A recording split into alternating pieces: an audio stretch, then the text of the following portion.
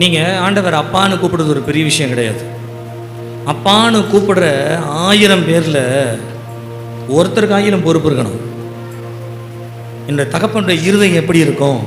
நீங்கள் இவனுடைய வாழ்க்கையில் வாசித்து பாருங்கள். இந்த 15ஆம் அதிகாரத்தில் இவருடைய வாழ்க்கையை வாசித்து பாருங்க. நான் ஊழியம் செய்தேன் அப்படின்னா எனக்காக நான் செய்யலை, உமக்காக தான் செய்கிறேன், உமக்காக தான் செய்கிறேன். இயேசு கிறிஸ்து இந்த உலகத்தில் வரும்பொழுது உலகத்தில் இருக்கிற யாரையும் அவர் தனக்காக சேர்க்கலையாம், பிதாவின் இடத்துல சேர்த்தாராம்.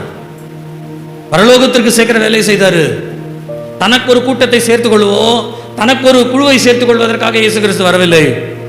தனக்காக ஏதேனும் செய்ய வேண்டும் என்பதற்காக இந்த உலகத்தில் வரவில்லை. பிதாவினுடைய சித்தத்தின்படியாய் நான் இந்த உலகத்தில் செய்வதற்கு வந்திருக்கிறேன் என்று சொன்னார்.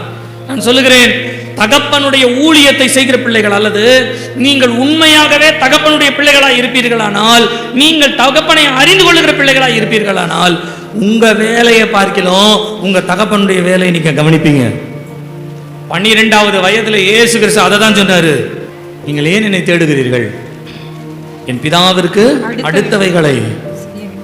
அப்போ உங்க மனசுல யோசிங்க, நீங்க வேலைக்கு போறீங்க, சம்பாதிக்கிறீங்க, குடும்பத்தை பார்க்குறீங்க, இதெல்லாம் நீங்கள் செய்கிற கடமை செய்துட்டு இருக்கீங்க.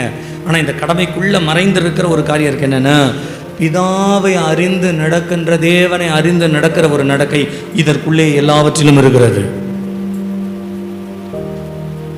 அவன் நான் எனக்காக செய்தேனோ இல்லையோ, இத்தனை வருஷ காலம் உமக்காய் நான் ஊழியம் செய்தேன். நீங்கள் மனசாட்சியை தொட்டு சொல்லுங்கள், நீங்கள் வாழ்கிறது ஆண்டவருக்காக வாழ்கிறீங்களா, இல்லை உங்கள் குடும்பத்துக்காக வாழ்கிறீங்களா? இன்னைக்கு பாதி பேர் குடும்பத்துக்கு தான் வாழ்கிறோம், மீதி பேர் பிள்ளைகளை பெற்று ஐயோ இந்த பிள்ளைகள் பிள்ளைகள் பிள்ளைகள் பிள்ளைகள் பிள்ளைகள் அப்படின்னு வாழ்ந்துட்டு இருக்கோம். பிள்ளைகளை நல்லா கவனிங்க, நல்ல வழியில் வளர்த்துடுவாங்க, அவளுக்கு நிறைய கவனம் செலுத்துங்க.